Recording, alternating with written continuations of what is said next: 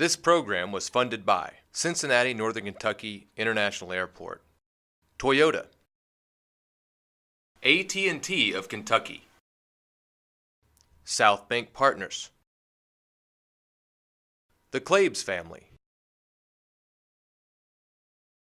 Skyward.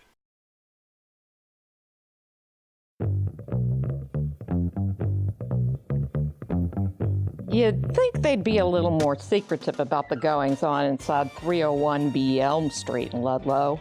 I mean, not only will you find the fellows inside cooking up some pretty potent brew, but it appears that they're also practicing a little magic.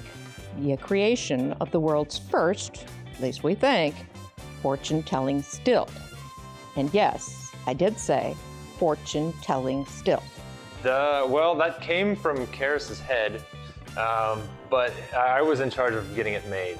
That's Second Sight Spirits co-founder Rick Couch, who, along with his former Connor High School buddy and partner Karis Wagner, returned to Northern Kentucky a while back to open this offbeat distillery.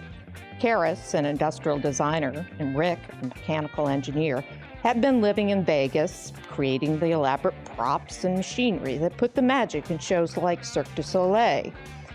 But perhaps more important is the fact that the two spent a lot of their downtime in Vegas at Frankie's Tiki Bar, drinking and dreaming about making distilling their next career move. After all, both men come from a long line of potent potable purveyors, and clearly they have not been able to get this stuff out of their systems. And then we both had a mutual family history in distilling. My side was running a moonshine in West Virginia, and his side was busting moonshiners in Hazard County, Kentucky. So with our experience in Vegas, we realized that the companies that survived were the ones that interacted and engaged with their customers. And we tried to approach our distillery by saying, can the equipment be just as cool as the products that we're making? Why not, indeed? In fact, today the fortune-telling still is almost fully formed. But with or without the body fully finished, the still has still been hard at work over the last year, churning out 3 different varieties of rum. In fact, when you stop by, you not only can tour the facility and see how the liquor is made, but have a nip of the stuff and the flavor of your choice while listening to this creative duo tell you all the offbeat ways they came up with to piece their show-stopping still together. There is, for instance, the stainless steel boiling pot, purchased from Tennessee moonshiner via Craigslist, and the fortune teller's crystal ball, aka condenser, pieced together from a streetlight globe wrapped in 30 feet of copper coiling. And of course, the pièce de résistance, the copper boiler and turbine atop our prophetic friend, created by hand by coppersmiths at a Reconstruction-era company in tiny Bucyrus, Ohio. But that is just the start. Our still design is always growing. We're always adding on to it. Pretty soon he'll have a full body. We 3D scanned our friend, and he's going to be... We're fabricating a body right now, and we also have a coin mechanism that eventually you'll be able to get your fortune from the still. And depending on how much alcohol is in him is how accurate your fortune will be. Because he's full of booze. Turns out, though, it takes a whole lot of hooch making to turn a still into a soothsayer.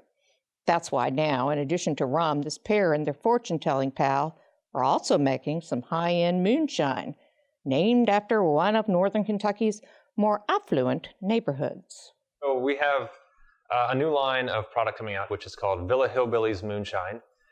We're going to make 3 different versions. We're going to have the original moonshine, which is going to be 100 proof, just straight moonshine.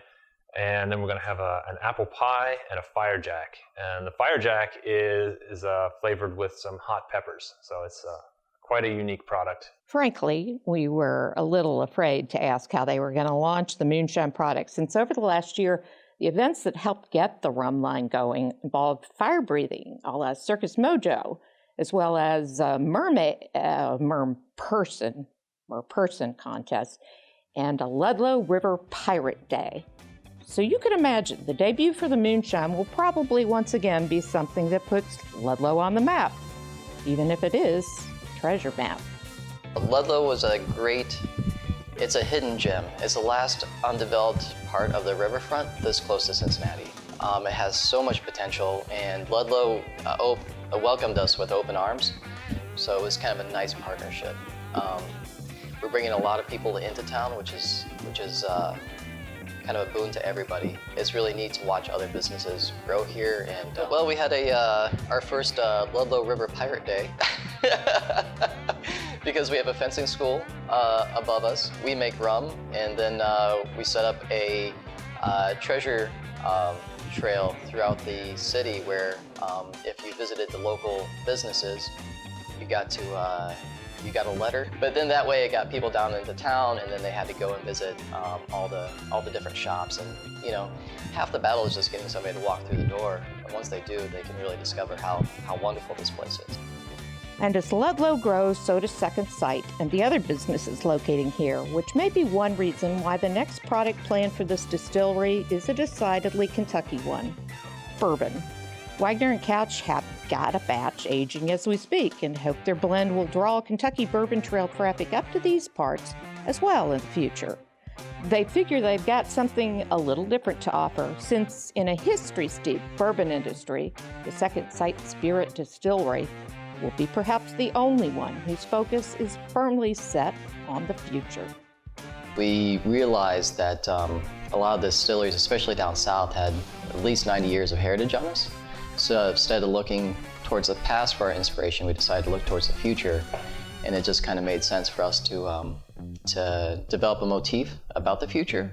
No one, of course, save our copper-clad clairvoyant, can say what the future brings for this business or city. But Wagner and Couch have clearly fully embraced that mystery. In fact, by the time this hits the air, they say things may be completely different here. And after all, they've got a drunken fortune teller in the house, so they ought to know.